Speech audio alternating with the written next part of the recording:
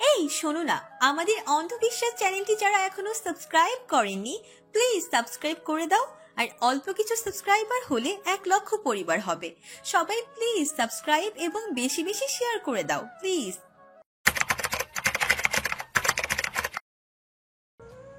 Nora, তুই তো পাশের ঘরে ঘুমাবি, মা একা ঘুমাতে পারবি না।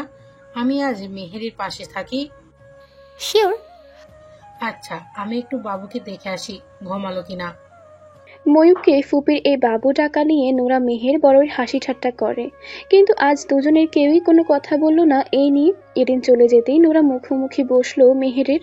হাতে ঠিক 3 মিনিট সময়, তার মাঝে পুরো ঘটনা বলবে। কি বলছো আপু? মেহের বুঝতে পারলো না নোরা কি বলছে। এই হাত কাটার কারণ এবং কবে কি দিয়ে কাটলে? কাট কাট গলায় বলল নোরা। মেহের লুকাতে চাইলো, কিন্তু নোরা চোখের দিকে তাকাতে কি হলো সে জানে না। ধীরে ধীরে বলতে লাগলো, ইশাদ ভাইয়ার বিয়ে ঠিক হয়ে গেছে শুনতেই আমার কষ্ট হচ্ছিল। বিকেল থেকে মনে মনে অনেক ভেবেছি, এমন তো হওয়ার ছিল। ভাইয়া অনেক বড়, তার তো এখন বিয়ের বয়স। আমি খুব ছোট, আমাকে কিছুতেই পছন্দ করবে না ইশরাক ভাইয়া। সে তো দেখতেও খুব সুন্দর, আমি তো সুন্দর নই, তাই আমি তাকে পাবো না, সেটা তো স্বাভাবিক। কিন্তু রাত হতেই আমার আর সহ্য করতে পারছিলাম না, আমার খুব কান্না পেল, বুকে কষ্ট হতে লাগলো ভাইয়ার বিয়ে হবে ভেবেই। আমি খুব ভালোবাসি ইশরাক ভাইয়াকে, সে ক্লাস 8 থেকে তার প্রতি আমার ভালো লাগা। আমি কিছুতেই মানতে পারবো না ভাইয়ার বিয়েটা। তাই একবার ফোন করেছি ভাইয়ার নাম্বারে, ভাইয়া রিসিভও করেছিল। তখনই ইশরাক ভাইয়ার কণ্ঠ শুনে আমার পাগল হয়ে গেছি। ভাইয়াকে আমি মনের কথা বলতে দিয়েছি সব। নোরা চোখ জল জল করে উঠল। সাদ ব্রো কে মেহের তার মনের কথা বলেছে? কই, ভাইয়া তো বাড়িতে কাউকে কিছু বলেনি। নোরার এবার মনে হলো এটা ম্যাচিউরিটি। সে আবার মেহেরকে প্রশ্ন করলো, ব্রো কি বললো? ইশাদ ভাইয়া আমাকে প্রথমে বললেন, ভাই বোনের মাঝে তো ভালোবাসা থাকবেই, আমি বোঝাতে চাই এই ভালোবাসা অন্যরকম। ভাইয়া বলল, এটা মোহ আকর্ষণ। আমি ভাইয়াকে আরো বোঝাতে চাইলাম, অনেক রাত পর্যন্ত সেদিন ভাইয়াকে বোঝানোর চেষ্টা করলাম, কিন্তু ভাইয়া শুনতেই চাইল না, উল্টো আমাকে ধমকালো, বকলেন আর বললেন মাথা থেকে এসব সরাতেই, আমাকে থাপ্পড় দিয়ে মাথা থেকে ভালোবাসার ভূত নামিয়ে দেবে। মেহের যতটা সময় কথাগুলো বললো পুরোটা সময় নোরা তাকিয়ে রইল ঠিক মেহেরের চোখের দিকে।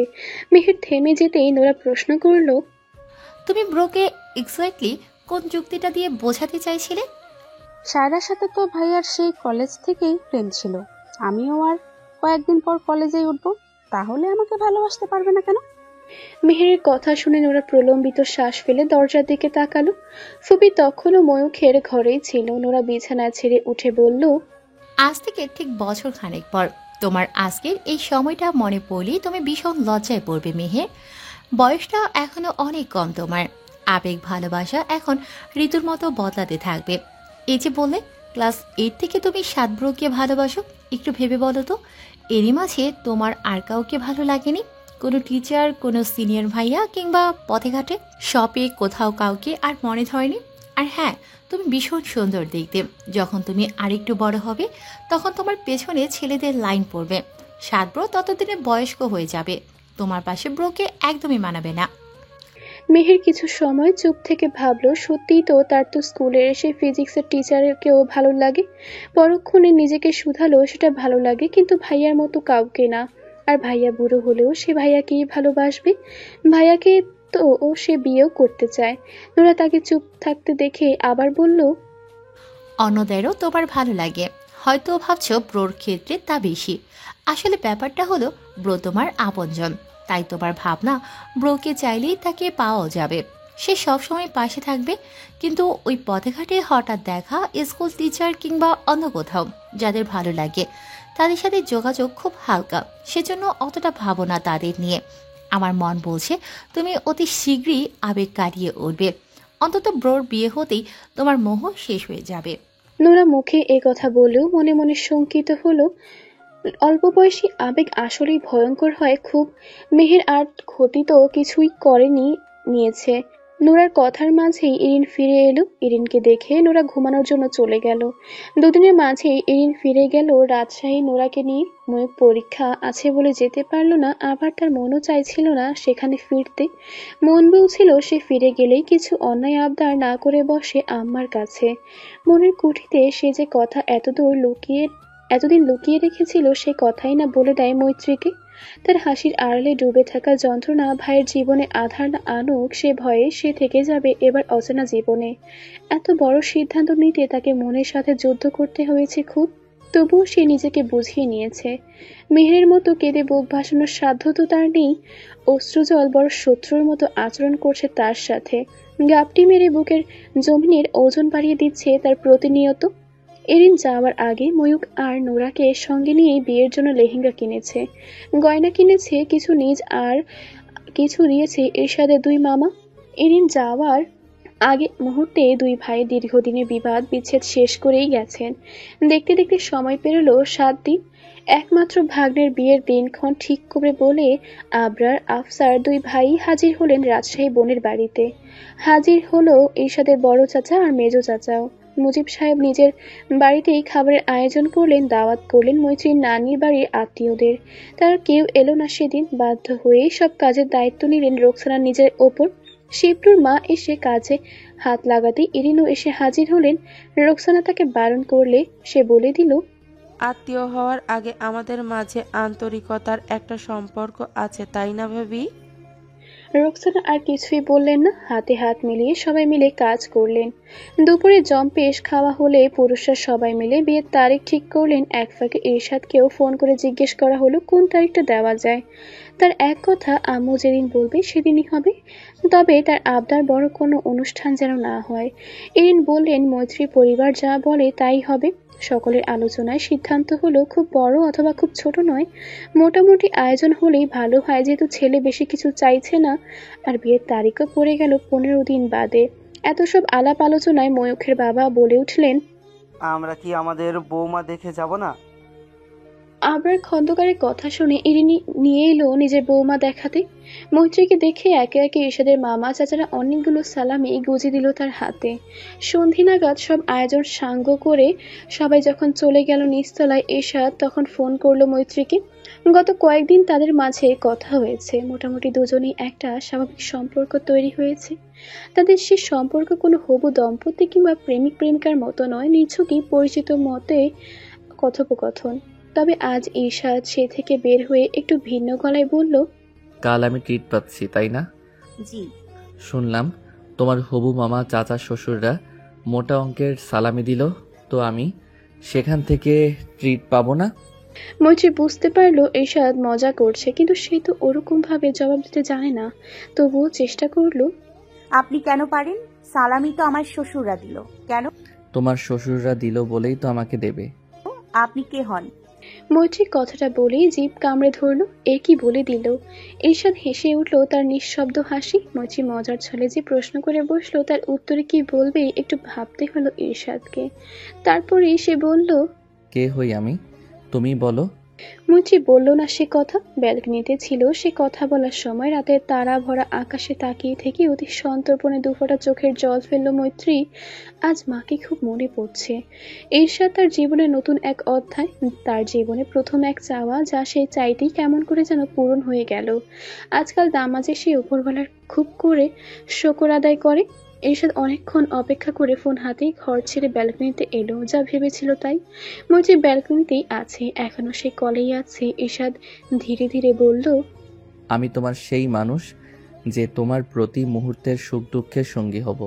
বলতে পারো আপন মানুষ কিংবা তোমার মনের মানুষ। মনের মানুষ।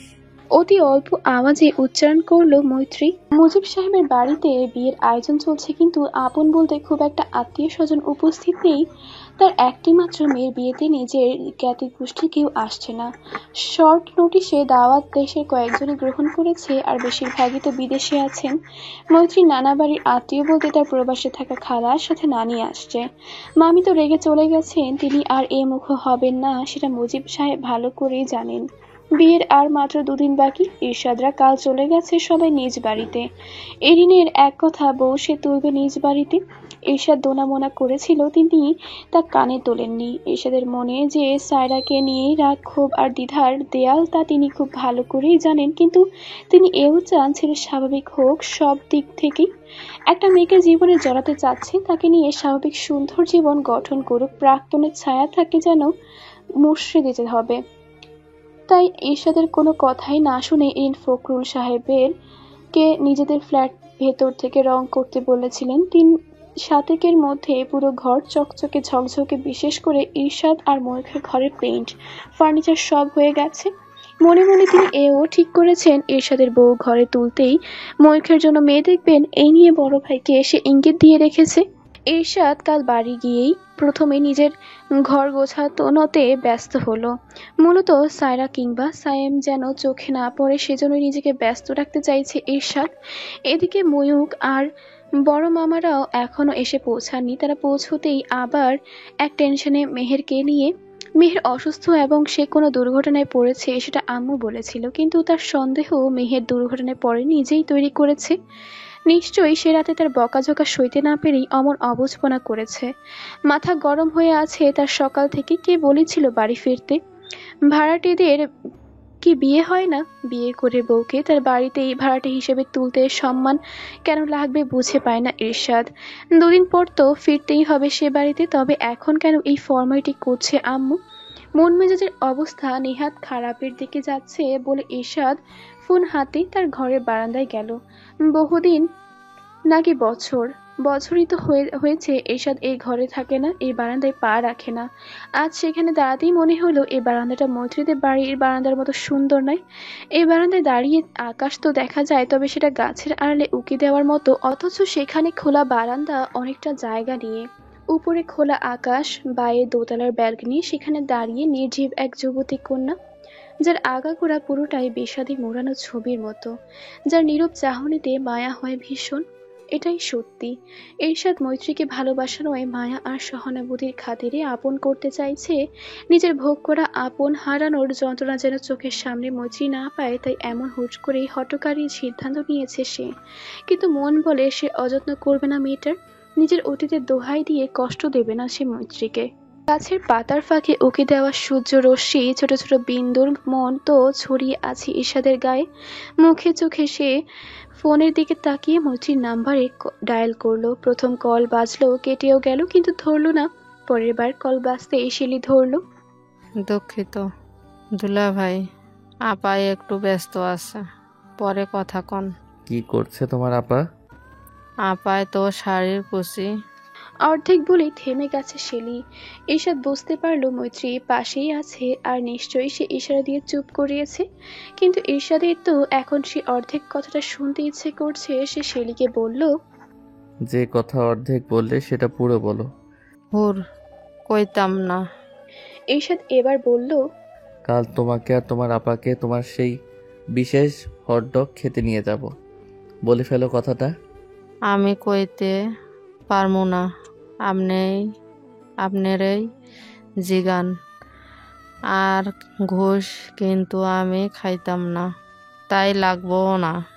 আপনার হটডগ এই লন, আপারে মোবাইল দিতাছে। শেলি সত্যিই মৈত্রীকে ধরিয়ে দিল ফোনটা।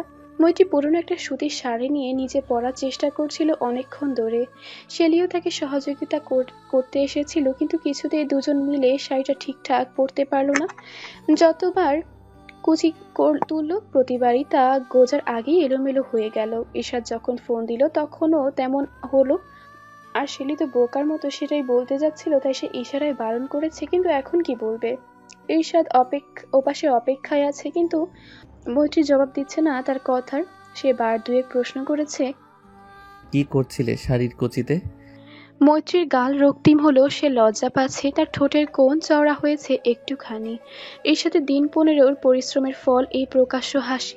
সে যে মেয়েটা কারোর সামনে হাসতে কাঁদতে জানতো না, সেই মেয়েটাই এখন কাঁদতে শিখেছে।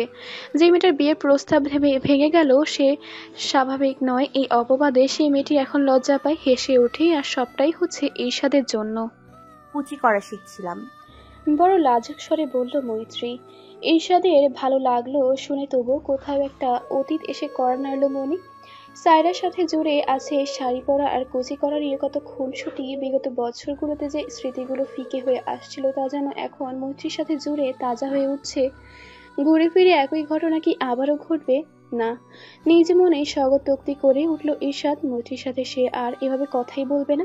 প্রেম প্রেম কিছু চাই না তার, একেবারে বিয়ে করে তবে তার সাথে কথা বলবে। প্রেমিকার মতো মৈত্রী তার চাই না কিছুতেই। ঈর্ষাদ ফোন কেটে দিল। মৈত্রী প্রথমে অবাক হলো, পরে চিন্তিত। এরপর সে নিজেই বারংবার কল করলো, ঈর্ষাদ ধরলো না সে ফোন।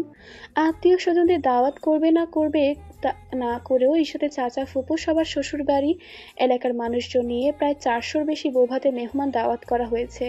মামারা খুব বেশি নয়, হাতে গুনে মোটে 7 জন এসেছে। মেহের এসে অবধি ঈর্ষাদের সামনে পড়েনি।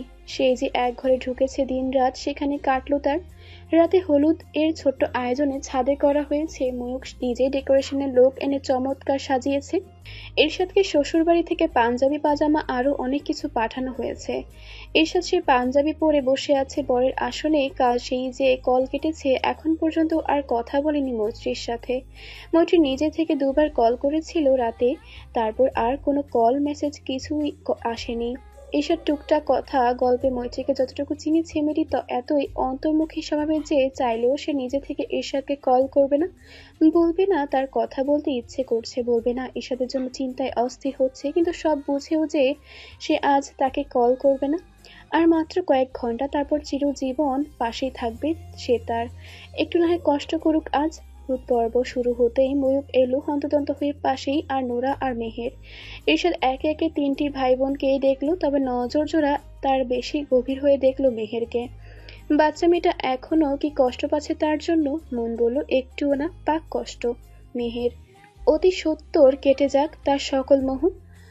ঈর্ষাদ তো তাকে আর নোরাকে ছোট বোনের মতোই ভালোবেসেছে, তবে কেন মেহের মন বদলে গেল? এত বছর বয়সে এসেও বোকার মতো ভাবনা ভাবছে ঈর্ষাদ।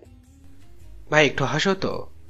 ময়ূখের কণ্ঠে ধ্যান ভাঙল ঈর্ষাদের। তার দুপাশে ময়ূক আর নোরা। নোরার পাশে মেহের বসেছে। ময়ূক 4 হাতে ছবি তুলতেই ডাকছে তাকে। মেহেরকে যখন বলা হলো ভাইকে হলুদ লাগা, তখন মেহের শুধু একবার তাকিয়েছিল ঈর্ষাদের দিকে। হলুদ ছোঁয়ায়নি, উল্টো চোখ নিচু করে বলে গেল, আমি আর কখনো তোমার সামনে আসবো না, তোমার সাথে জীবনও কথা বলবো না। মামি, মামা, চাচি, চাচিরা সকলেই কম বেশি হলুদ লাগিয়ে দিল ঈর্ষাদকে। পাশাপাশি ফটোগ্রাফিও হলো অনেক। হঠাৎ কানে এলো বড় ভাবির কণ্ঠ। তিনি জোরে জোরে বলছেন, সায়রা এদিকে আয়, আমরা সব ভাবি মিলে ছবি তুলবো না দেবরের সাথে? বড় চাচির পুত্রবধূ জয়না ডাকতে চমকে উঠল 3 জন মানুষ। প্রথমে ঈর্ষাদ চমকেছে, তার ধারণায় ছিল সায়রা এসেছে ছাদে। মনে মনে সে চাইছিলই যেন সামনে না আসে এই প্রতারক মেয়েটি। দ্বিতীয় জন সায়রা নিজেই, যে কিনা বসেছিল ইমরানের পাশে ছাদের এক কোণে। শুধুমাত্র আত্মীয় স্বজনরা ডাকাডাকি করবে বলে ইমরান তাকে নিয়ে উপরে এসেছিল। আর তৃতীয় জন ইরিন। জুয়েনা ডেকে ক্ষান্ত হয়নি, সে এক প্রকার টেনে সায়রা আর অন্তুর বউকে নিয়ে গেল স্টেজের কাছে। ইরিন চুপচাপ ছেলের দিকে তাকিয়ে আছেন, হয়তো লক্ষ্য করছেন ছেলের প্রতিক্রিয়া। ইমরান কঠিন দৃষ্টিতে দেখছে সায়রাকে। জুয়েনা গিয়ে বসলো ঈর্ষাদের পাশে, তার উপর পাশে ঠেলে বসিয়ে দিল সায়রাকে। অন্তুর বউ অবশ্য ভাসুরের পাশে বসতে সংকোচ বোধ করছে, তাই সে বড় জায়ের পাশে দাঁড়িয়ে আছে। অন্তু বাড়ির এবং বংশের ছোট বলে, কিন্তু বিয়ে সে ঈর্ষাদের আগেই করেছে। ঈর্ষাদের বা পাশে বসে আছে সায়রা। বড় ভাবি এটা সেটা বলতেই ঈর্ষাদকে হলুদ ছুঁয়ে সে হাতে সে সায়রাকে লাগিয়ে দিল। তিনি যে কাজটা ইচ্ছে করে তার পুরনো ঘায়ে খোঁচা মারতে করেছেন তা সায়রা বেশ বুঝতে পারল। বাড়ির তো প্রায় সকলের জানা তাদের পুরনো সম্পর্কটার কথা, কিন্তু ঈর্ষাদ দাঁতের দাঁত চেপে আছে। মনে মনে সে মৈত্রীকে কল্পনা করতে চাইল। হাতের মুঠোয় ফোনটাতে দৃষ্টি নিবদ্ধ রেখে সে কল্পনা করতে চাইল উদাস একজোড়া মেঘাচ্ছন্ন চোখ। ভুলে যেতে চাইল পাশে বসা বাসন্তী রঙা শাড়ির অপরূপা সুন্দরী নারীটিকে।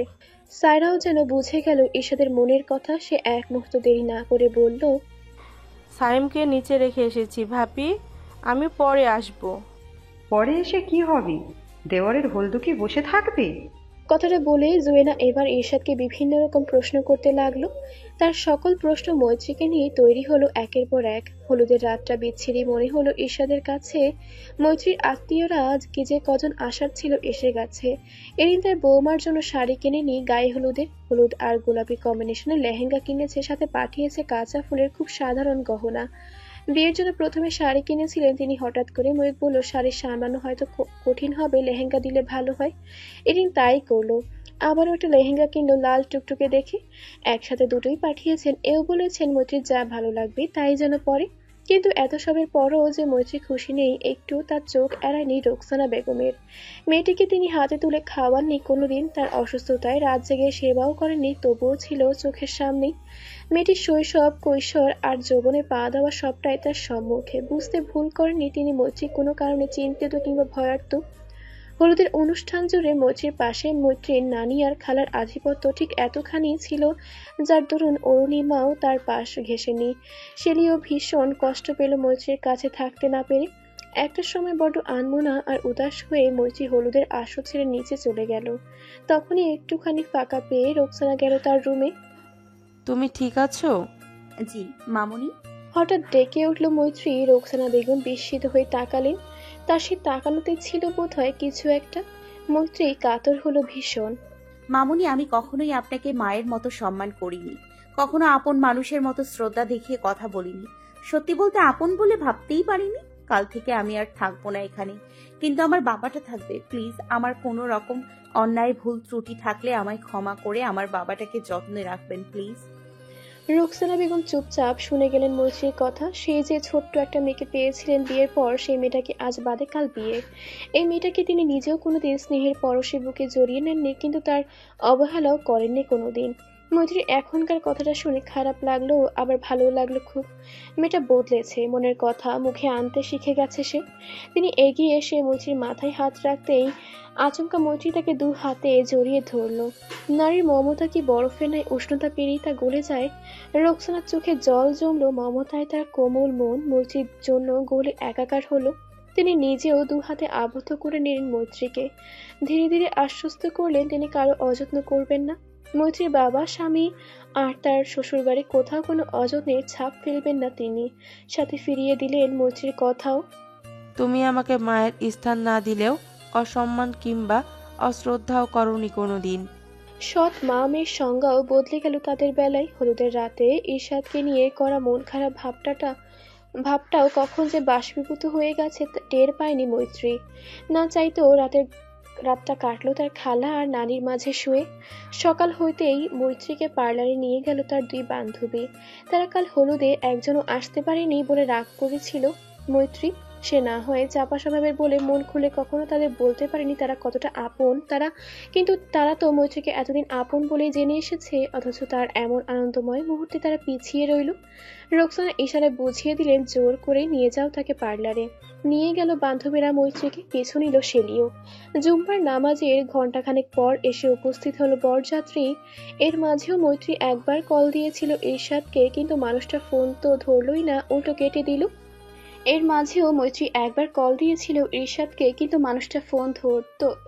না, উল্টো কেটে দিল। মৈত্রী কান্না পেল এবার।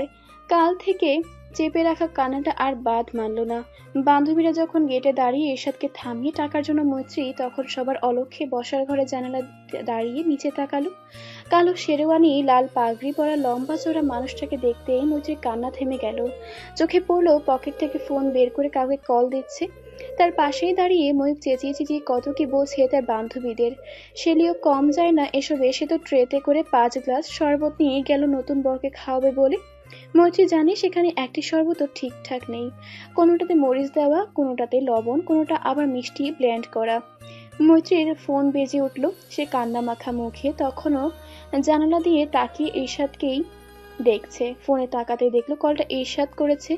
আজ 2 দিন পর মনে পড়লো তাকে কল করার কথা। রাগ হলো তার, কিন্তু কলটা কিনা ধরে পারা যায়। রিসিভ করে কানে তুলেই সে ইরশাদকে দেখলো। ফোন লাউড স্পিকারে রেখে উচ্চ স্বরে বলে উঠল, এখানেই দাঁড়িয়ে বিয়ে করতে হবে, আপত্তি আছে তোমার? কি? মৈত্রী কি বললেও তার আওয়াজ কেউ শুনেনি। তার আগেই তার বান্ধবীরা অরুণিমা, শৈলী সবাই একত্রে বলছে, হ্যাঁ পারলে এখান থেকেই করেন। টাকা ছাড়া আমরা তো ভিতরে যেতেই দিব না। কিছু বলছো না কেন? আমি তো বউ ছাড়া যাব না, তাই জলদি বলো কি করবে। হয় এখানে দাঁড়িয়েই কবুল বলবো, তুমিও বলবে, আর না হয় তোমার বান্ধবীদেরই ধরে নিয়ে যাই। আমি অত টাকা পয়সা দিতে পারবো না। ইস, একজনকে নেওয়ার টাকাই দিতে পারছেন না, আবার অন্যদের চাইছেন। ময়ূক বলে উঠল, সামনে আছে না, না নিলে চলবেই না। ভাই কি বলো, আমরা দু একটা নিয়ে নেই? অন্তুও তাল মিলিয়ে বলল, আসলেই ভাই, ভাবির সাথে দুই একটা তো ফ্রি পাবোই আমরা, নেই ভাগাভাগি করে। শালা, তোর বউ পিছে সে কথা ভুলে গেছিস? অন্তুর কানে ফিসফিসিয়ে ময়ূক কথাটা বলতেই বেচারা ঘাড় ফিরিয়ে তাকালো পেছনে। আসলে তার বউ তাকিয়ে আছে কটমট করে। সবাই মিলে আরো অনেকক্ষণ টাকা নিয়ে হই হুল্লা হলো, কিন্তু ঈশাদ কিছুতেই 20,000 দেবে না। মৈত্রী এবার ধীরে ধীরে বলে উঠল, 20 না হোক 10ই দিন। কি বললে? ঈশাদ প্রশ্ন করলো। সকল হইচই মৈত্রীর আওয়াজ শুনে চুপ হয়েছিল। ঈশাদ আবারও প্রশ্ন করায় মৈত্রী বলল, বউয়ের মূল্য এতটা কম নয় নিশ্চয়ই। বলতে বলতেই যে মৈত্রী লজ্জায় লাল হয়ে উঠেছে তা যেন এখান থেকে বুঝতে পারলো ঈশাদ। সে চোখ উঁচিয়ে উপরে তাকাতেই দেখতে পেল লাল টুকটুকে এক কন্যা দাঁড়িয়ে আছে জানালার সামনে। দিয়ে দে ময়ূক, যত আছে সবটাই। তোর ভাবি যেভাবে অপেক্ষায় পথে আছে, কখন না নিজেই চলে আসে। বিয়ের পর কোনের বিদায় পর্ব হবে সেটা স্বাভাবিক, কিন্তু ঈশাদ মৈত্রীর ক্ষেত্রে তা হলো না। তারা দুজনে চমৎকার ভাবে গৃহে প্রবেশ করলো। উপরতলা থেকে নিচতলায় তার বুদ্ধিটা ছিল ময়ূকের।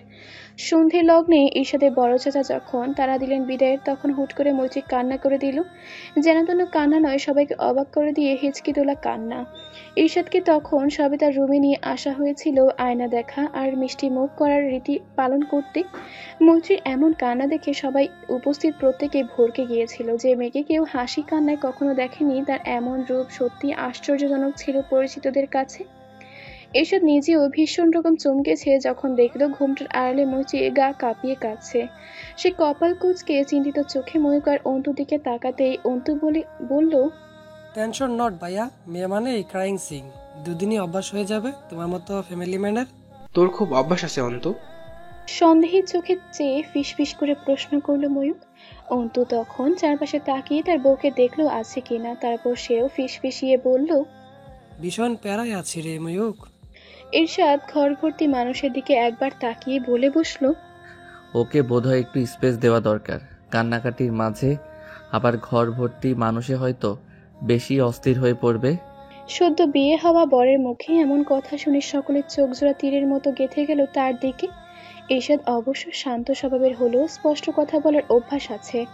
লোকচক্ষু দেখে সে এবার কণ্ঠস্বর আগের চেয়েও সরল করে বলল, মৈত্রীকে একটু স্বাভাবিক হতে দেওয়া দরকার। ইরিন আর তার বড় দুই জায়ের কেউ আসেনি বরযাত্রীতে, শুধুমাত্র ছোট চাচি মানে অন্তুর মা এসেছেন বাড়ির মহিলাদের মধ্যে, আর সাথে এসেছে বাড়ির বড় বউ জোয়েনা, ছোট বউ নিপা। অন্তুর মা এতক্ষণ এখানে ছিলেন না। ময়ূক গিয়ে ওনাকে মৈত্রীর কথা বলতেই তিনি আর রোকসানা বেগম উপস্থিত হন সেখানে। তারাও মৈত্রীর কান্না দেখে সবাই বুঝিয়ে ঘর খালি করে মৈত্রীকে সামলানোর চেষ্টা করেন, কিন্তু কিছুতেই কাজ হলো না। তা দেখেই ঘরে দাঁড়িয়ে থাকা ঈশাদ হঠাৎ ময়ূককে ডেকে বলল, ছাদে কি অনেক লোকজন? হ্যাঁ ভাই, সাদে প্যান্ডেলে প্রায় অনেক মেহমানই আছে। মৈত্রীকে আমি একটু আলাদা রাখতে চাচ্ছিলাম, ওকে থামানো জরুরি। মৈত্রীর খালা হঠাৎ করে কোথা থেকে এসে উপস্থিত হলো রুমে। মৈত্রীকে এক হাতে জড়িয়ে রাখা রোকসানাকে দেখে যেন একটু রেগে গেল। কিছুটা রুক্ষ স্বরে তিনি রোকসানাকে সরিয়ে নিজে বসতে চাইল তার পাশে। ঈশাদ, ময়ূক আর অন্তুর মা তিনজনেরই খুব বাজে লাগলো ব্যাপারটা। ঈশাদ কখনোই হুট করে মেজাজ দেখায় না কারোর উপর, কিন্তু মৈত্রীর খালার আচরণ তাকে প্রচন্ড ক্ষুব্ধ করলো। সে এবার অনেকটা জোরেই বলল, দেখ তো এখনই যাওয়ার ব্যবস্থা হয় কিনা, নয়তো ফালতু কিছু চোখে পড়লে লোক সমাগমেই আমি ভুল কিছু বলে বসবো। ঈশাদের কথার অর্থ যেন একমাত্র মৈত্রীর খালারই বোধগম্য হলো। মৈত্রী মহিলা ভ্রুজোড়া বক্র করে চেয়ে আছেন ভাগ্নি জামাইয়ের দিকে। ময়ূক তখনই বলল, ভাই তোমার কাছে স্পেয়ার চাবি আছে না নিচের ফ্ল্যাটের? ঈশাদের কাছে আগে থেকে চাবি ছিল এক্সট্রা, কিন্তু আজ বিয়ের আসরে তো সেসব আনা হয়নি। তখন মনে পড়লো আব্বুর কাছে আছে চাবি। সে বলল আছে আব্বুর কাছে। মৈত্রীর কান্না ততক্ষণে থেমে গিয়ে ফোপানো চলছে। ঈশাদ কিছুটা অধৈর্য হলো এত কান্না দেখে, বিড়বিড় করে বলেই ফেলল, এত কান্নার কি আছে ভাই, বিয়েই তো হয়েছে, খুন থোড়াই না করেছি। তুমি একটু বসো না বাবা। ঈশাদকে সেই ঘরে ঢোকা অবধি দাঁড়িয়ে থাকা দেখে রোকসানা বলল বসতে, কিন্তু ঈশাদ কিছুতেই সহ্য করতে পারছে না এত কান্নাকাটি। সে খুব একটা কান্নাকাটি কখনো নিতে পারে না। মনে পড়ে 2 বছর আগে আম্মু কোমরের ব্যথায় সে কি কান্না। ময়ূক সে কান্নাকাটির জন্য একাই থাকতো আম্মার পাশে, আর ঈশাদ অন্যান্য কাজে নিজেকে ব্যস্ত রাখতো যেন কান্নাটুকু এড়ানো যায়। সেদিকে মেহেরকে ধমকানো আর বকাঝকার পেছনে কিছুটা কারণ এই কান্নাই ছিল। আর আজ মৈত্রী এমন কান্না, সে ভেবে পায় না মেয়েরা এমন করে কাঁদে কেন। বিয়ে একটা পবিত্র সম্পর্ক, এখানেও কেন কান্নার আসর জমাতে হবে। ময়ূক চাবি এনে সেটা এগিয়ে দিল ঈশাদকে। ভাই, তোমরা নিচে তোমাদের ঘরে একটু বসতে পারো, সেখানে কেউ ডিস্টার্ব করবে না তোমাদের। ময়ূকের কথা শুনে ঈশাদ ভাবলো এটাই করা উত্তম। এই মুহূর্তে রোকসানার দিকে তাকিয়ে অনুমতি চেয়ে ঈশাদ বলল, আন্টি, মিষ্টি খাওয়া আর আয়না নাকি দেখার একটা নিয়ম আছে, আমরা কি সেটা স্কিপ করতে পারি? যদি সমস্যা না হয় আমি ওকে নিয়ে নিচে যেতে চাই। রোকসানা আবেগী হলেন ঈশাদের আচরণে। ছেলেটা তাকে মৈত্রীর অভিভাবক হিসেবে সম্মান দিচ্ছে, এটা সত্যি আনন্দের। রোকসানা মাথা নেড়ে সম্মতি দিতে ঈশাদ আর এক মুহূর্ত দেরি না করে মৈত্রীর সামনে গেল। চাচি আর শাশুড়ির মাঝে এড়িয়ে পড়া মৈত্রীকে প্রায় এক হাতে টেনে দাঁড় করিয়ে দিল। মই বসার ঘরের সবাইকে খেয়াল রাখছিল যেন কেউ বর কনেকে মাঝপথে না আটকায়। ঈশাদ মৈত্রীকে নিয়ে সোজা নিচে ঘরের চলে গেছে। শীতে নোরা, নিপা, জুয়েনার সামনে পড়তেই তারা কিছু বলতে শুরু করতেই ময়ূক ওপর থেকে তাদের থামিয়ে দিল, বলে দিল একটু ছেড়ে দাও, তাদের মৈত্রী মোটামুটি অসুস্থ আছে। সত্যি মৈত্রী অসুস্থ হয়ে পড়েছে। আকস্মিক কান্নাকাটিতে ঈশাদ নিজের ঘরে নিয়ে মৈত্রীকে সোজা ব্যালকনিতে চেয়ারে রেখে বসিয়ে দিল। শীতের শেষ মুহূর্ত, বাতাসে বসন্তের আগমনী বার্তা মিশ্রিত। মৈত্রীর অস্থিরতা কাটতেই বদ্ধ ঘরের চেয়ে ব্যালকনি ঠিক মনে হলো তার। ঘরে ফ্রিজে খুঁজে খুঁজে কোল্ড কিছু না পেয়ে আইস কিউব নিল সে। মৈত্রীকে কিছুটা ঠান্ডা লাগানোর জন্য ঈশাদকে 1 গ্লাস শরবত পানি করে তাতে আইস ছেড়ে দিল। চেয়ারে মাথা এলিয়ে দিয়ে নিস্তেজ বসেছিল মৈত্রী। ভারী লেহেঙ্গাটাই হয়তো তাকে আরো বেশি অসুস্থ করে দিচ্ছে মনে হতে ঈশাদ মায়ের ঘরে ঢুকে একটা শাড়ি খুঁজলো। আম্মু শাড়ি খুব একটা পরেন না, অনেক সময় হলো, তবুও আলমারিতে থাকার কথা শাড়ি। কিন্তু এই মুহূর্তে আলমারির চাবি পাওয়া মুশকিল বুঝতে পেরে ঈশাদ পুনরায় ময়ূরকে কল দিল। বরযাত্রী খুব বেশি ছিল না, তবে মুরব্বীও যারা ছিল প্রায় সকলেই মাগরিবের আগে চলে গেছে। ফখরুল সাহেব বিদায়ের সময় হয়তো অভিভাবক হয়ে কথাবার্তা বলবেন, সে কারণেই তিনি এবং তার বড় ভাই থেকেছিল। কিন্তু ঈশাদের এই হঠাৎ করা আচরণে তারা বুঝেন যুগ বদলেছে। ছেলেরাও যথেষ্ট সমঝদার, তাই তারা আর ছেলে মেয়েদের মাঝে না থেকে চলে যাওয়ার সিদ্ধান্ত নিল। মৈত্রীর বাবার সাথে সব রকম আনুষ্ঠানিক কথাবার্তা শেষ করে তারাও চলে গেলেন সকলে। রয়ে গেল বর কনের সাথে ময়ূক, নোরাও। ঈশাদ ময়ূককে বলল নোরা যেন রোকসানা আন্টির থেকে একটা শাড়ি নিয়ে নিচে যায়। 10 মিনিটের মাঝে নোরা আর অরুণিমা গেল নিচে। ঈশাদ বসার ঘরে গিয়ে অপেক্ষা করলো। ততক্ষণে অরুণিমা লেহেঙ্গা বদলে মৈত্রীকে 8 পরে ভাবে শাড়ি পরিয়ে দিয়েছে। এতেই যেন দেহ জুড়ে প্রশান্তি নামলো মৈত্রীর। সময়ের সাথে তার হিচকি তোলা বন্ধ হয়ে গেল। ঘড়ি কাটা যখন রাত 8টা, তখন ঈশাদ বলল এবার তাদের বাড়ি ফেরা উচিত। ময়ূককে ডাকা হলো ফেরার জন্য। ময়ূক বলল তারা যেন চলে যায়, সে একটু পর আসবে। ঈশাদ কেমন করে যেন তাকালো একবার ময়ূকের দিকে, আর তাতেই ময়ূকের মনে হলো ভাই বুঝি তার বেতরটা পড়ে নিচ্ছে সূক্ষ্ম দৃষ্টিতে। কিন্তু না, ঈশাদ আর কিছু বলেনি। মৈত্রীকে এক হাত বাড়িয়ে বলল এবার ফেরা যাক আপন নিরে। ফোলা ফোলা চোখ, ল্যাপটানো কাজল, লিপস্টিকহীন ঠোঁট আর লাল হয়ে ওঠা নাকের ডগা, এবং এবার লজ্জায় এসে ভিড় জমালো মৈত্রী। সকল কান্না যেন আগে শেষ করেছে নিবিড়ে বসে লজ্জায় ডোবার জন্য। ঈশাদ মৈত্রী বাড়ির সকলের কাছে বিদায় নিতেই ময়ূক এসে গাড়ির চাবি এগিয়ে দিল। সাজিয়ে আনা গাড়িটা ছিল ঈশাদের বড় চাচার, ড্রাইভারই তো ছিল গাড়িতে, কিন্তু ময়ূক বলল সে নিজেই ড্রাইভারকে পাঠিয়ে দিয়েছে। ঈশাদ যেন নিজেই ড্রাইভ করে, আর মৈত্রীও চাইলেও একটু কোথাও ঘুরেও যেতে পারে।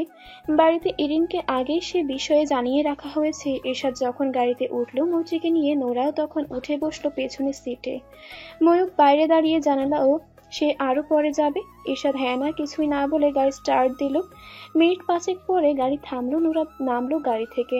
ঈশাদ চোখের ইশারায় সম্মতি জানিয়ে দিল নোরাকে, যাও। সারাদিনের গম গম করা বাড়িটা তখন নিস্তব্ধতায় ভয়ঙ্কর রূপে সজ্জিত। আকাশ জুড়ে অষ্টাদশী ছাদের শুভ্র হাসিতে ভুলক ভাসছে। দোতলায় টুকটাক জিনিসপত্রের টুংটাং আওয়াজ থাকলেও নিচতলায় ভুতুড়ে নীরবতায় ডুবে আছে। ঘরের দরজা ভেতর থেকে লক ছিল না বলেই হয়তো নোরা বিনা শব্দে ভেতরে গেল। আধার ঢাকা ফ্ল্যাটে একটুখানি আলো উকি দিচ্ছিল। ব্যালকনির দরজা দিয়ে পা টিপে টিপে আলতো পায়ে আলোর রেখায় চোখ রেখে নোরা ঢুকে পড়ল ঈশাদের ঘরটাতে। পিনপতন নীরবতায় ভেসে এলো কারো মুখ আটকে রাখা কান্নার শব্দ। সে কান্না কারো নিঃস্ব হওয়ার পাওয়ার আগেই হারিয়ে ফেলা নীরব যন্ত্রণার প্রকাশের কান্না। সে কান্না কারো ভেতর বাহির ভেঙে চূর্ণ হওয়ার। এই কান্নার আওয়াজ নোরার মতো কঠিন মনের মেয়েটাকে ঘরের মাঝে আচমকা থমকে দিল।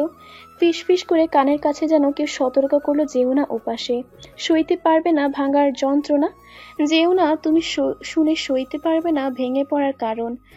মন আর মস্তিষ্কে যে তার আগেই থেকে মালুম ছিল ময়ূখের কান্নার কারণ আর তার আর্তনাদের উপলক্ষ, তবুও এখন ভয় হচ্ছে, খুব থমকে গেছে পা। একটু আগে এরশাদ যখন গলির মোড়ে গাড়ি থামিয়ে বলল, নোরা, তুমি কি একা ফিরতে পারবে বাড়িতে? মৈত্রী বলেছিল রাত হয়েছে, ও এখন একা কেন আমাদের বাড়ি যাবে? এরশাদ সে কথার জবাবে না দিয়ে শুধু বলেছিল, লক্ষ্মী বোন আমার, রাগ করো না, তুমি ফিরে যাও সেখানে, ময়ূকের সাথে এসো, কেমন? নোরার মন বলছিল সে যা ভাবছে একই ভাবনা ঈর্ষাদও ভাবছে। সে এক বাক্য খরচ না করে নেমে এসেছে গাড়ি থেকে। মৈত্রীদের বাড়ি ফিরে যখন দেখলো নিচতলা দরজা খোলা, তখনই ভয়টা শুরু হলো। কোনো এক অজ্ঞাত কারণে অরুণিমাও তখন নিচে এসেছিল। সেও যেন ভেবেছিল নিচে কিছু একটা হবে। নোরাকে দেখতে কেমন স্বস্তির নিঃশ্বাস ফেলল। মনের ডাক্তারি শিখছো তুমি, তাই না নোরা? আজ তোমার সুযোগ এসেছে নিজের শিক্ষা কাজে লাগানোর। কি বলছো বৌদি? তোমার ওই চালাক চোখ দুটোকে পড়ে নিয়েছিলাম কিছুদিন আগেই। ময়ূরের যন্ত্রণায় মলম হও, সেটা সুন্দর তোমারই হবে। ভালোবাসলে কখনো কখনো সুযোগ নিতে হয়। অরুণিমার কথার ছলে ইঙ্গিত দিয়ে গিয়েছিল যেন মৈত্রীকে, আর সেও তাই সে পথে পা বাড়িয়েছে। ঘরে ঢুকে যখন ময়ূখের কানের আওয়াজ কানে এলো, তখনই যেন দম বন্ধ হয়ে আসছিল তার। কিন্তু নোরার মন তো এত দুর্বল নয়। সে ব্যালকনিতে যাওয়ার আগে ময়ূখ টের পেয়ে গেল ঘরে কেউ ঢুকেছে। সে কণ্ঠ রোধ করে রাখলো যেন ঘরে আসা মানুষটি জানতে না পারে এ ঘরে কোনো পুরুষের আর্তনাদ গর্জেছিল। নোরা চুপচাপ যখন ব্যালকনির দরজায় এসে দাঁড়ালো, তখন ময়ূখ বুঝে গেল কে এসেছে। খুব স্বাভাবিক স্বরে প্রশ্ন করলো, যাওনি কেন? তোমাকে দেখতে আর একটু একটু করে শিখতে। নোরার কথায় হেয়ালি ছিল। কি? ভালোবাসাকে অন্যের হওয়া চোখের সামনে দেখে নিজেকে কেমন করে গুছিয়ে রাখা যায়? নোরার কথাটাতে প্রশ্ন ছিল নাকি নিজেই সে নিজেকে শুধাচ্ছিল বুঝলো না ময়ূখ। তবে তার কথার মাঝে থাকা ছোট্ট ইঙ্গিতটা যেন ঠিক বুঝলো। তবুও নোরা আরেকটু স্পষ্ট করে বলে ফেললো, আজকের তোমার মতো আমিও তো একদিন এমন দিন চোখে দেখব, তুমি অন্য কাউকে কবুল বলবে, আমি দম বন্ধ করে তা দেখে যাব। নোরার কথাটা শেষ হতেই দু চোখ বুঝে নিল ময়ূখ। আজ প্রায় 1.5 মাস ধরে সে নির্ঘুম রাত, স্বস্তিহীন দিন কাটাচ্ছে। যে অনুভূতিকে সে মোহ ভেবে এড়িয়ে গেছে, সেই অনুভূতি তাকে করাতের মতো কেটে বিচ্ছেদ করে গেছে। বিগত দিনগুলোতে যার মুখে হাসি নেই বলে সে পেঁচি মুখী খেতাব দিয়ে মজা করতো, সে মুখের হাসিতেই সে এখন নিজের মরণ দেখে। যে ভাইকে সে রক্তে চেয়েও আপন ভাবতো, সে ভাইয়ের হাতের মুঠোয় মতির বাঁধা হাত দেখে সে আজ বিষ বাণে বিদ্ধ হচ্ছে। এ যেন নিয়তির চরম শাস্তি। কি করে বোঝাবে মনকে? নোরা ক্ষণে ক্ষণে যখন নিজের অনুভূতির বিশ্লেষণ করছে ময়ূখের, তখন মায়া হলো নিজের জন্য, মায়া হলো নোরার জন্য। কিন্তু তার কি করার আছে? সে তো আজ বুঝতে পারছে মন তার কতটা ভুল করে বসেছে। রাত বাড়ছে, সেই সাথে বাড়ছে যন্ত্রণার দেয়াল। হঠাৎ আধার ঘেরা ঘর আলো করে বেজে উঠলো ঈশাদের ফোন। টেবিলের উপরই বেজে চলেছে সেটা। নিজের পাহাড় সম যন্ত্রণাকে পাত্তা না দিয়ে নোরা ময়ূখ দুজনেই ঘরে ঢুকলো। ময়ূখ হাত বাড়িয়ে ফোনটা দেখতেই হাত মুষ্টি করে ঘুষি মারলো দেয়ালে। অকস্মাৎ এমন কাণ্ডে চমকে গেল নোরা। ভয়ার্ত চোখে ময়ূখের দিকে তাকিয়ে আবার ফোন দেখলো মৈত্রী সাহারিয়ার। নামটা জল করছে ফোনের পর্দায়, তার সাথে ভাসছে তাদের পাশাপাশি দাঁড়িয়ে থাকার ছবি। নোরা বুঝতে পারলো মৈত্রীর ফোন দিয়ে হয়তো ঈর্ষাদই কল দিচ্ছে। সে রিসিভ করতেই ঈর্ষাদ জানতে চাইলো, ময়ূক কোথায়, সে কি ঠিক আছে? মনের গোপন জেনে এমন মানুষ গুলোকে মনের ভাবনা থেকে আলাদা করা যে মুশকিল, তা আজ নোরা প্রমাণ পেল। ঈর্ষাদের ফোনে মৈত্রীর নাম মৈত্রী সাহারিয়ার দিয়ে সেভ করা। ব্যাপারটা যেন ময়ূখের জখমি হৃদয়ে নুন মরিচের মতো লাগলো। একটা কথাই মাথায় এলো, তারা কি তবে আগে থেকে সম্পর্কে ছিল? মানতে কষ্ট হলো ময়ূখের। ঈর্ষাদ সাহারিয়ারের ফোনে মৈত্রী নামের পাশে আগে থেকে সাহারিয়ার যুক্ত। এমনিতেই কতগুলো দিন বুকের ভেতর এক বদ্ধ ঘরে মনের অনুভূতিকে চাপা দিয়ে রেখেছিল, কিন্তু আজ যে আর সে সইতে পারছে না। কখন যে ওই মেয়েটা তার ভেতর বাহির সবটা মোহাচ্ছন্ন করেছে বুঝতেই পারেনি। ময়ূক ফেরেনি আর ঈশাদের বাড়িতে। নোরাকে ট্যাক্সি করে পাঠিয়ে দিয়ে ময়ূক সেখান থেকে ঢাকায় রওনা দিল। নিজেই ইরিনকে ফোন করে বলল কোনো এক বন্ধুর বাবা মারা গেছে, তাই সে ঢাকা যাচ্ছে। ঘর ভর্তি আত্মীয়র আনাগোনা, তার ওপর নতুন বউ, ঘরে ব্যস্ততায় খুব একটা প্রশ্নোত্তরে গেলেন না ইরিন। তবে মনে কেমন অন্য ইশারা দিচ্ছে তার কিছুদিন থেকেই, তাই এক ফাঁকে বড় ভাইকে ফোন করে জানালেন কথাটা। ময়ূখের বাবা মেহের আর মেহেরের আম্মুকে নিয়ে মৈত্রীদের বাড়ি থেকে ঢাকার পথে বেরিয়েছেন।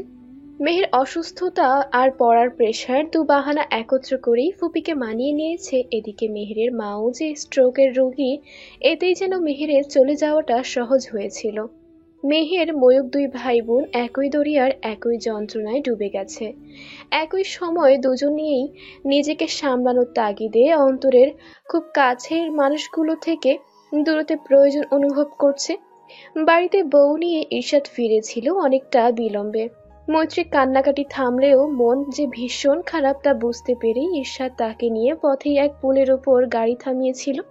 ভাগ্যিস ড্রাইভারকে না রেখে নিজেই ড্রাইভ করেছিল গাড়ি, তাই তো ইচ্ছে মতো পথে থামা গেল। পুলের ওপর এবং আশেপাশে কোথাও কোনো বাতি ছিল না। এলাকার খুব কাছাকাছি হওয়াতে বিপদমুক্ত জায়গায় ছিল সেটা। আকাশ জুড়ে অষ্টাদশীর হাস্যোজ্জ্বল চাঁদ, প্রকৃতিতে শীতের হাওয়া। আধার জমা পথে নতুন বউকে নিয়ে পুলের ওপর দাঁড়িয়ে থাকাটা ভিন্ন কিছু ছিল ঈশাদের জন্য। ভিন্নতা তো মৈত্রীর কাছেও ছিল, কিন্তু সে সকল ভিন্নতাকে ফেলে গভীর মনোযোগে তাকিয়েছিল ঈশাদের দিকে। রহস্যময় অন্ধকারে শেরওয়ানির রংটা মিশে গিয়েছিল যেন। গাড়ির হেডলাইটের আলোটাও যে নিভিয়ে রেখেছিল ঈর্ষাদ, তাতেই মৈত্রীর সুবিধে হলো। সে সব ভুলে প্রকৃতিতে মিশে গিয়ে ঈর্ষাদকে অনুভব করতে চেষ্টা করল। তার মন কামনা যেন ঈর্ষাদের মনেও পৌঁছে গেল নিঃশব্দে। সে হাত বাড়িয়ে মৈত্রীকে টেনে নিল নিজের পাশে, খুব কাছে, যেখানে বাহুতে বাহুর ছোঁয়া লেগে যায় বুঝতে না দিয়ে। মৈত্রী শিউরে উঠেছিল ক্ষণিকের জন্য। ঈর্ষাদ তা টের পেয়ে জড়িয়ে নিল নিজের পাশে, ধীরে ধীরে টেনে আনলো বুকের কাছে। একটু সামনে শীতকে তুচ্ছ করে উষ্ণতায় ছুঁয়ে গেল নব দম্পতির দুটি দেহ। মৈত্রী চোখ বুঝে পিঠ এড়িয়েছে তার স্বপ্ন মানবের বুকে। একটু আগেও ভেতর থেকে যে কান্নার স্রোত ঠেলে আসতে চাইছিল বাইরে, তা যেন আচমকাই হাওয়া ভেসে গেল দূর অজানায়। মুহূর্তেই হারাতে চাইল মৈত্রী অমোঘ আধারের বুকে। ঈশাদও সময় দিল মৈত্রীকে, জড়িয়ে ধরে রাখলো কিছুটা সময় নিজের বুকে। রাস্তা দিয়ে হুটহাট সাই করে চলে যাওয়া দুই একটা বাইক, অটোরিকশা আর সিএনজির আলোয় প্রকাশ্য হচ্ছিল তাদের অস্তিত্ব, আর তাই বেশিক্ষণ কাটানো সম্ভব হলো না। তবুও মৈত্রীর মনে যে কান্না, বাবাকে ছেড়ে আসার কষ্ট, সবটাই যেন লাঘব হলো এই কিয়ৎক্ষণের ভিন্ন আবহে। ঈর্ষাদের মনে হলো রাত বাড়ছে, শীতের তীব্রতা বাড়ছে, সেই সাথে অপেক্ষা করছে বাড়ির মানুষজন। সে বুকের কাছে থাকা মৈত্রীকে নিজের দিকে ঘুরিয়ে তার কপালে আলতো স্পর্শে চুমু খেলো। প্রথম স্পর্শ ঈর্ষাদ দিল নতুন সম্পর্কের মূল্যায়ন করেই, তবেই মৈত্রীর কাছে তা ভালোবাসার পরশ ছিল। ঈর্ষাদ ফোনের সময় দেখে মৈত্রীকে নিয়ে বাড়ি ফিরল অনেকটা দেরি করে। এদিন একবার প্রশ্ন করবে ভেবেও আর করেননি। ঈর্ষাদের ঘর থেকে আগেই ডেকোরেটেড ছিল, সবটা ময়ূখী করিয়েছিল। ইরিন মৈত্রীকে সেই ঘরে বসিয়ে দিলেন। সকল মেহমান বৌভাতে আসবে বলেই বাড়িতে ভিড় কিছুটা কম ছিল। ঈর্ষাদের চাচিরাও সকলে অল্প সময়ের মাঝে চলে গেলেন যার যার ফ্ল্যাটে। এরই মাঝে চাচি শাশুড়িরা তিনজনে মৈত্রীকে দেখে সালামির নামে চেন, আংটি আর কানের দুলও দিলেন। এই বাড়িতে নাকি এমনটাই হয়ে আসছে। জুয়েনা, সায়রা, এমনকি নিপাও তার বিয়েতে এগুলো পেয়েছে শাশুড়িদের কাছ থেকে, তাই মৈত্রীর ক্ষেত্রে ব্যতিক্রম হয়নি। সকল নিয়ম নীতি যখন সমাপ্তি হলো, তখন ঈর্ষাদ খেয়াল করলো মৈত্রী একদম ঘরোয়া রূপে। গায়ে সুতির শাড়ি, দু হাতে সোনার চুড়ি, গলায় পাতলা চেইন, কানে দুটো দুল, চোখে মুখে প্রসাধন নাম মাত্রও নেই। সারাদিনে একটু বিছানায় গা এলিয়ে দেওয়ার সুযোগ না পেয়ে এখন কেমন নেতিয়ে গেছে মৈত্রী, তা দেখে ইরিন রাতের জন্য স্যুপ দিলেন। এমনিতেও মৈত্রী কিছু খাবে না বলেছিল, তাই এমন দিলেন।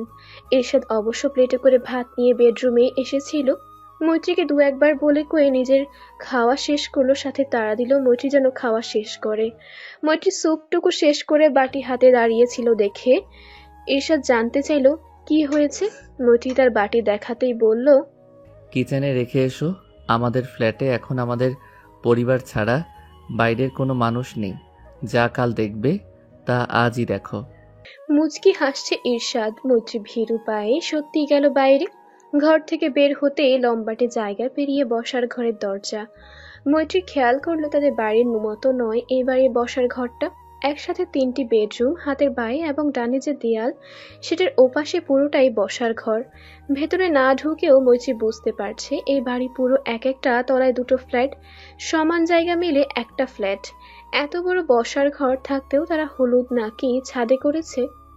ও মা, বাটি হাতে কোথায় যাচ্ছ মামুনি? ফখরুল সাহেব বসার ঘরের দরজায় মৈত্রীকে দেখে অবাক হলেন খুব।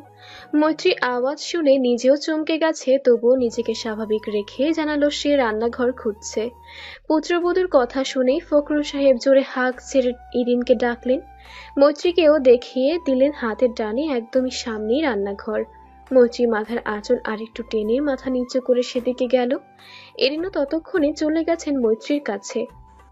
দেখলে কাণ্ড ছেলেটার, সারা বছর সব কাজ নিজ হাতে করে, আর আজ বউ আসতে না আসতেই তাকে কাজে নামিয়ে দিয়েছে। বিরক্তির স্বরে বলছেন ইরিন। মৈত্রী নিচু কণ্ঠে বলল, আসলে আন্টি আমি সাফাই লাগবে না, আমি চিনি তো সাদাবকে। ও প্র্যাকটিক্যাল বলে বলে তোকে দিয়ে শুরু থেকেই সব করাবে। বাবু তো তার এই সবের জন্য আগেই বলেছিল আম্মা ভাই কিন্তু বউকে দিয়ে বিয়ের দিনই কাজ করাবে। দেখলে মৈত্রী, বাবুর কথাই সত্যি হলো। কথাটা বলতে গিয়ে ইরিনের বুঝি একটু মন খারাপ হলো। মৈত্রী সিংকে রাখা 2-1টা প্লেট সহ নিজের স্যুপ বাটিটা ধুয়ে রাখলো। রাত হয়েছে অনেক ভেবে মৈত্রীকে আবার ঘরে পাঠিয়ে দিয়েছেন ইরিন। এক বাটি রাখতেই তো দেখছি রাত অর্ধেক পার করে এলে। আমি তো ভাবছিলাম আমার খাওয়া শেষ হলে এগুলো নিতে বলবো। মৈত্রী ঘরে ঢুকতেই ঈর্ষাদ মজা করলো, কিন্তু তাকে দ্বিতীয় বাক্য বলতে না দিয়ে মৈত্রী সেগুলো নিয়ে গেল কিচেনে। এবার আর বেশি সময় লাগেনি, সে সব ধুয়ে মুছে রেখে এসেছে।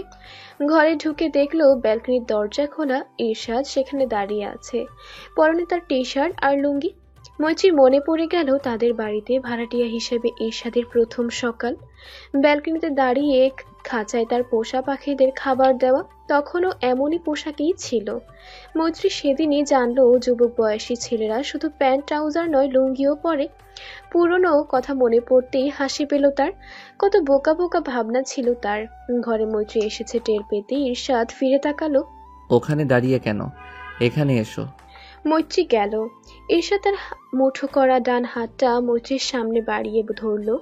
বিয়ে বাসর সংসার নিয়ে তো সবারই অনেক চাওয়া পাওয়া থাকে, তোমারও নিশ্চয়ই আছে, কিন্তু সময় স্বল্পতায় আমার সেসব জানা হয়নি।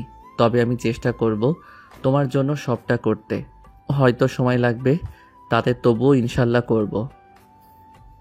বড় ভাবি বলেছিল বাসর রাতে তোমাকে গিফট দিতে হবে, মানে প্রত্যেক হাজবেন্ডই সাধ্যমতো দেয়।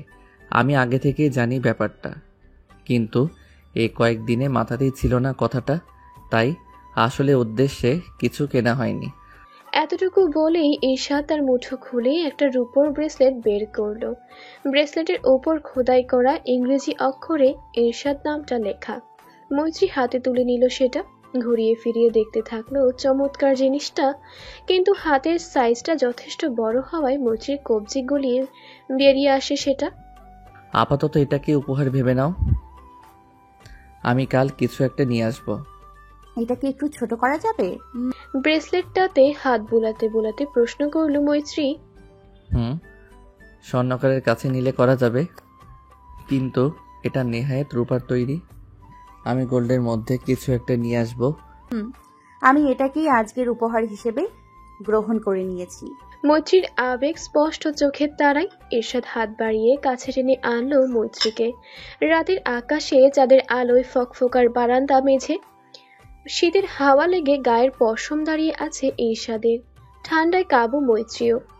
নবদম্পতিরা বাসর রাত কেমন কাটায় জানা নেই তাদের, কিন্তু তারা জেনে নিয়েছে আজ রাতে তাদের হবে চন্দ্রবিলাস, হিমেল হাওয়ায় হবে আজ শীত বিলাস, সেই সাথে হবে একে অপরকে গিলিয়ে নতুন এক অনুভূতি বিলাস।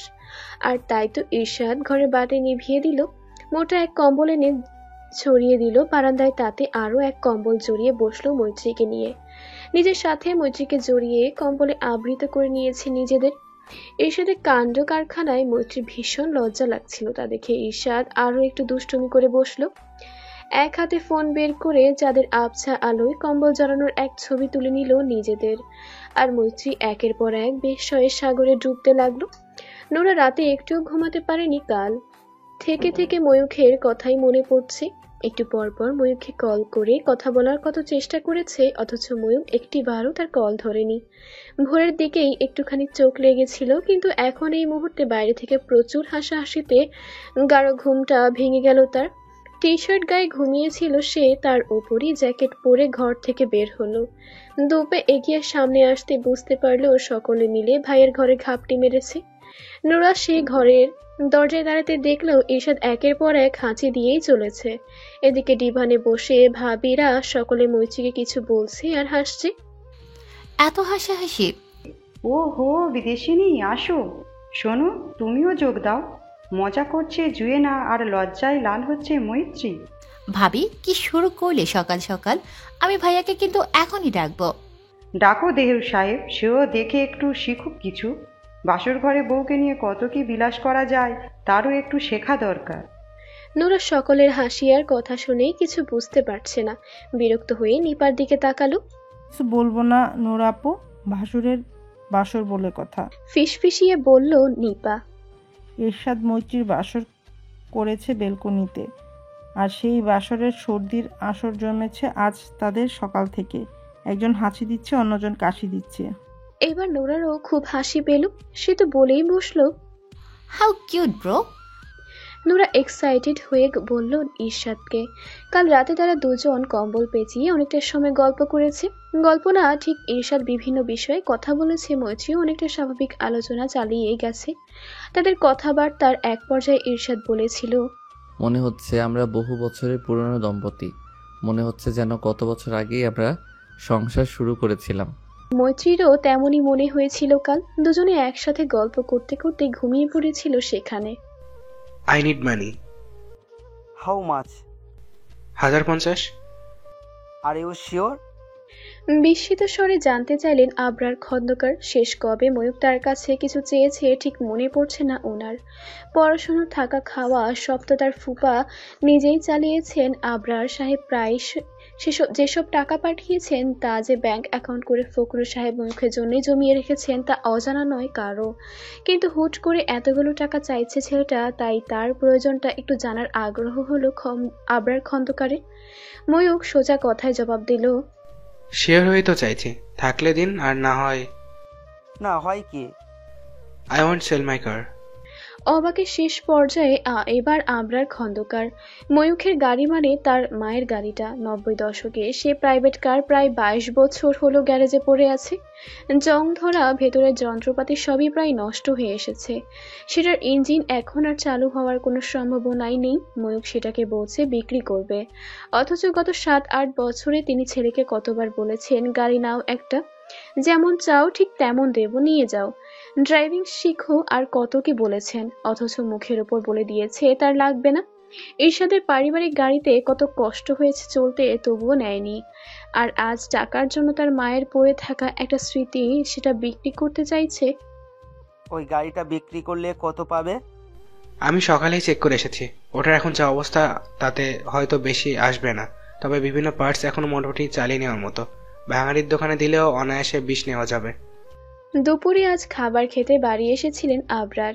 মূলত স্ত্রী অসুস্থ, মেয়েটাও মানসিকভাবে বিপর্যস্ত টের পেয়েছেন, সে কারণেই বাড়িতে আসা।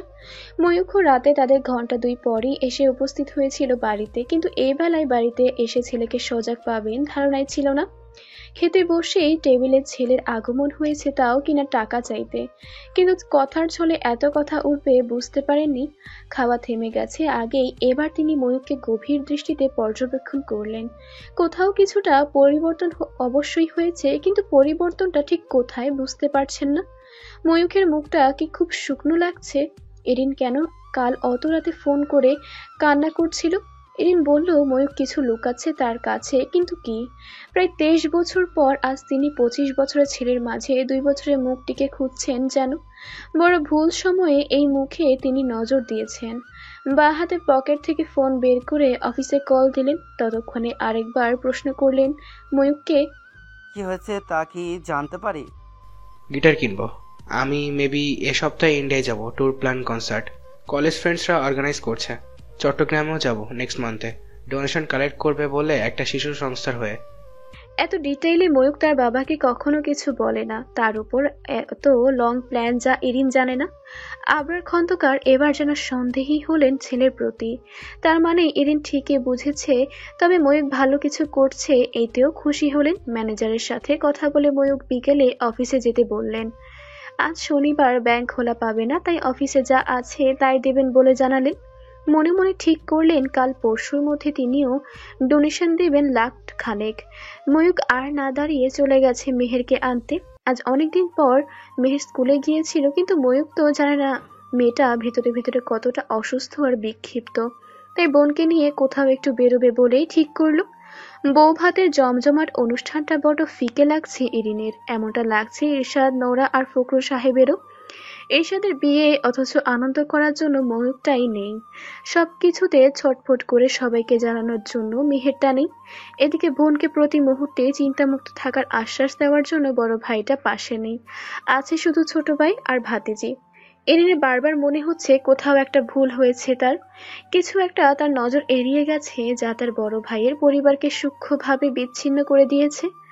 সকালে নাস্তার পরপরই মৈত্রী আর ইরশাদের পার্লারে পাঠানো হয়েছে। নোরাও আজ লেহেঙ্গা পরে সাজবে ভেবেছে, তাই মৈত্রীর সাথেই সাজতে চলে গেছে। ইরশাদ অবশ্য আজ হেয়ার কাট আর ফেসিয়ালের জন্যই গিয়েছে। কাল তার সাজে ছিল শেরওয়ানি, খোঁচাদারি, পায়ে নাগরা জুতো। আজ আবার গেট আপ সম্পূর্ণ ভিন্ন, সেজন্যই আজ ক্লিন শেভ এর প্রয়োজন মনে হলো ইরশাদের।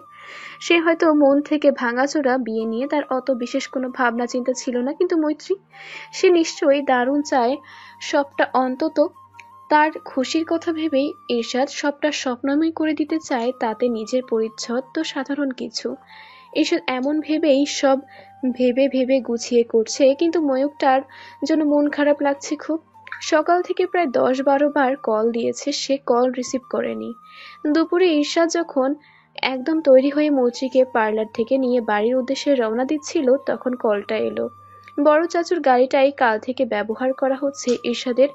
আজও তাতে ড্রাইভ নিজেই করছিল, তাই মৈত্রীকে বলল, রিসিভ করে লাউডে দাও। মৈত্রী তাই করলো। ময়ূক কিছু বলার আগেই ইরশাদ বলল, খুব বড় হয়ে গেছিস তাই না? এখন আর আম্মা ভাই কারো দরকার নেই কাউকে কিছু বলা জানানোর, এমন কি কারো কিছুতে অনুমতির দরকার নেই।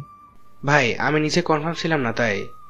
কি কনফার্ম ছিলি না বন্ধুর বাপ মারা যাবে সেটা, নাকি তুই কলকাতা যাচ্ছিস সেটা? এরশাদের কথায় রাগ স্পষ্ট, কিন্তু সে যে ময়ূখের জন্য কতটা চিন্তিত তা যে এমন কথাতে অস্পষ্ট। ময়ূক রাগ টের পেয়ে বলল, ভাই আসলে আম্মাকে শুধু কনসার্টের কথা বললে কিছুতে রাজি হতো না, তারপর তোমার বউ ভাত।